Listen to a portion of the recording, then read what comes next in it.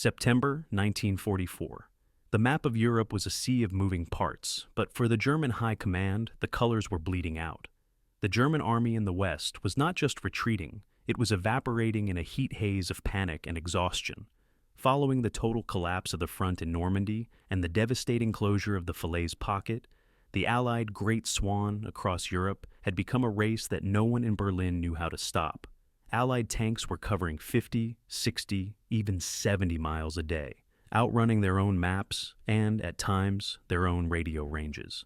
On the morning of September 4th, the British 11th Armored Division did what the German General Staff thought was impossible. They roared into the heart of Antwerp. It was a logistical miracle. The largest port in Europe, a sprawling complex of deep-water berths and sophisticated cranes, was captured nearly intact. The German defenders, a patchwork of administrative staff and retreating remnants, were so paralyzed by the sheer speed of the British advance that they hadn't even laid demolition charges. The bridges were standing, the locks were functional, the cranes were ready to work.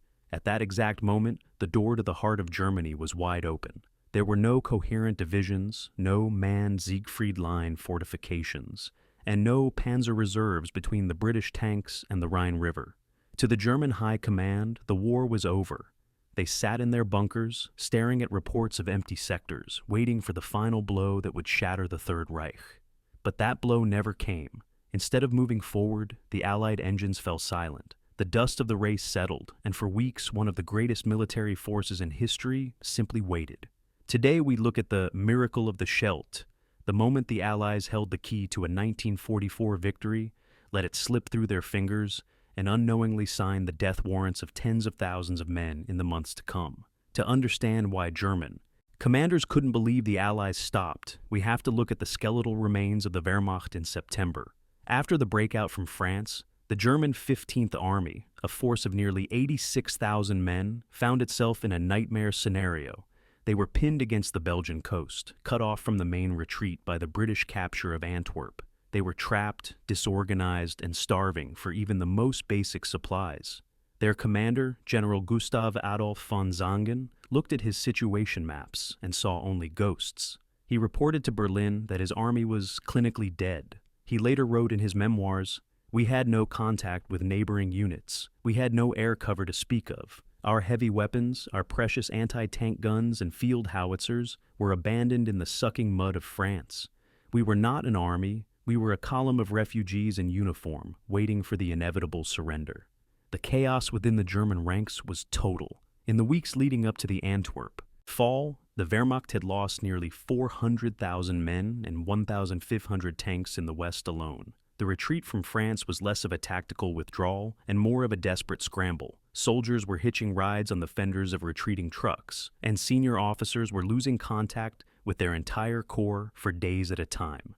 In Berlin, Hitler's inner circle was paralyzed. They had no reserves left in the fatherland. The Volkssturm had not yet been fully formed, and the Hitler Youth were still being gathered from their schools to man anti-aircraft batteries. The industrial heart of the Ruhr was gasping for air as Allied bombers turned the sky into a permanent canopy of fire. At the same time, the West Wall, the feared Siegfried Line that guarded the German border, was nothing more than a hollow shell. The bunkers, built at immense cost in the 1930s, were empty. The heavy guns had no ammunition, and the few men manning the pillboxes were often older reservists or teenagers with no combat experience.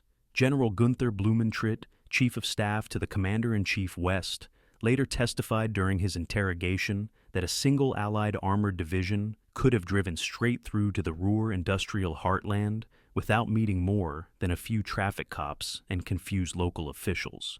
The German High Command was in a state of what they called tank panic. They expected Allied tanks to appear on the horizon of every major German city by Tuesday. Then came the miracle. As the British occupied the Antwerp docks, they made a fatal strategic error born of overconfidence. They had captured the port, but they did not clear the Scheldt Estuary, the 60-mile waterway that connects Antwerp to the North Sea. For a port to function, ships must be able to reach it. As long as the Germans held the banks of the Scheldt, the massive docks of Antwerp were nothing more than a scenic graveyard for ships. But why stop? Why not push 20 miles further north and cut? off the neck of the South Beveland Peninsula, effectively sealing the fate of the retreating Germans? The answer lies in the friction at the top of the Allied command. Field Marshal Bernard Montgomery was convinced that the war could be won with one pencil-like thrust into Holland, the ill-fated Operation Market Garden. Montgomery viewed the clearing of the Scheldt as a secondary, boring, logistical task. This was a man who lived for the grand stroke, the cinematic victory that would place him in the pantheon of the greatest commanders in history. He looked at the map of Holland and saw a shortcut to Berlin. He looked at the mud of the Scheldt and saw only a distraction. To fuel his gamble for the Rhine bridges, he prioritized his northern thrust, diverting every drop of fuel and every crate of ammunition to his paratroopers. He effectively ordered his units in Antwerp to halt and regroup, ignoring the 86,000 Germans lurking just miles to their west. This decision was met with quiet horror by the logistical officers who knew that the Red Ball Express, the massive truck convoy system, was already failing to keep up with the front line. German intelligence operating from the other side of the Albert Canal watched this with total disbelief. Initially, they were certain it was a sophisticated deception, a trap designed to lure them into a counterattack. They waited for the flanking maneuver that would end them. They expected a British brigade to cross the canal at any moment and cut the only road leading out of the pocket. But the British stayed in their billets. They cleaned their tanks. They wrote letters home. As the hours turned into days and the days into weeks, the German mood shifted from terror to a frantic, renewed energy. They realized the Allies had given them the one thing a defeated army never deserves: time. The Germans didn't waste a single hour of this reprieve. While the Allies were debating logistics and planning complex paratrooper drops, the German 15th Army began Operation Neptune, one of the most successful tactical evacuations of the war. This was a logistical masterpiece born of sheer desperation. In the dead of night, through thick North Sea fog, and under the very noses of the Allied air forces, the Germans began a massive sealift across the West Scheldt. They utilized the port of Breskens and the town of Vlissingen as their primary hubs. Using every rowboat, ferry, river barge, and raft they could find, they evacuated those 86,000 dead soldiers across the Scheldt. This wasn't just a rescue of personnel. It was a rescue of the Wehrmacht's combat power. They saved 600 artillery pieces and 6,000 vehicles, equipment that the Allies assumed had been destroyed or abandoned. The evacuation took 16 days. For 16 days, the British 11th Armored Division sat less than 20 miles away. Had they moved just 15 miles north to the town of Woensdrecht, they would have slammed the door shut on the entire 15th Army, but the order never came. By the time the British realized what was happening, the bird had flown. These men were not the broken refugees of a week prior. They were veteran soldiers who, once given a moment to breathe and a fresh clip of ammunition, became a formidable wall. By the time the Allies finally decided to move again, these men had been reorganized, rearmed, and dug into the polders of the Netherlands. They utilized the terrain with a mastery born of hundreds of years of Dutch engineering, but they used it for death. They turned the region into a fortress of water and concrete. They blew the dikes, flooding the lowlands so that Allied tanks were confined to narrow, elevated roads where they could be picked off one by hidden anti-tank teams. General Hasse von Manteuffel later remarked that this reprieve was the only reason the German army survived the autumn. It allowed Hitler to pull divisions from the Eastern Front and prepare for a winter counteroffensive. Without the halt at Antwerp, the Battle of the Bulge would have been physically impossible. There wouldn't have been any trucks, any fuel, or any veteran infantry left to fight it. The Ardennes offensive, which nearly broke the Allied line in December, was fueled by the very equipment and men that were allowed to escape from the Antwerp pocket in September. When the Allies finally turned their attention back to the Scheldt in October, the easy war of the summer was a distant memory. The German defenders had used their 3-week gift to flood the fields, turning the lowlands into a muddy wasteland where tanks were useless. The roads were narrow dikes, easily defended by a single hidden 88mm anti-tank gun. What should have been a weekend sweep in September turned into the Battle of the Scheldt, one of the most grueling, miserable, and bloody campaigns in military history.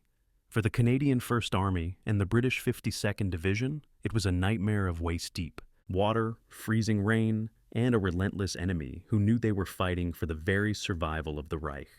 The casualty rates in the Scheldt were among the highest of the war for the units involved.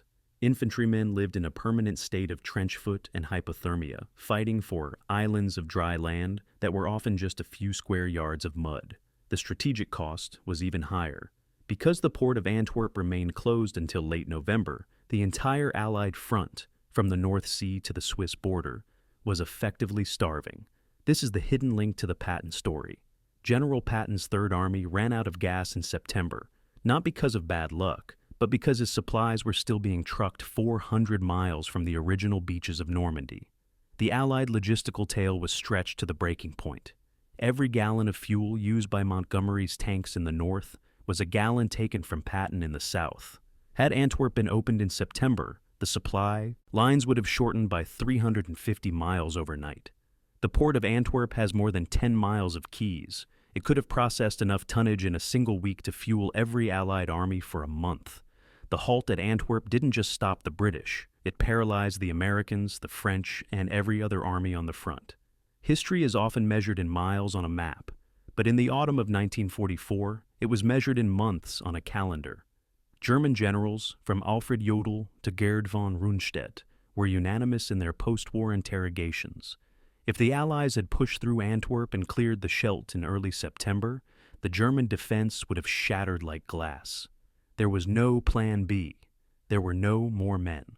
The war likely would have ended by Christmas 1944, before the first snow fell on the Ardennes. The miracle of the West was not an act of God. It was an act of Allied hesitation. Instead, the conflict dragged on for another 8 months of agony. This delay allowed the V-2 rocket program to reach its peak, raining supersonic death on London and Antwerp itself. Antwerp became the most bombed city in the world during this period, hit by more than 1,600 V-weapons as Hitler tried desperately to destroy the port he had lost. It gave the Nazi regime 8 more months to accelerate the Holocaust, with the death camps operating at their most industrial and horrific scale. It meant that hundreds of thousands of young men, Allied and German alike, who should have been home for the holidays instead, died in the freezing mud of the Rhineland or the snow-choked forests of the Bulge.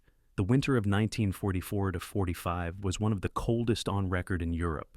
In the Hürtgen forest and the Ardennes, soldiers froze to death in their foxholes. This suffering was avoidable. The gate was left wide open in September 1944. The Allies simply forgot to walk through it. They chose a daring gamble in the north instead of a sure victory in the south.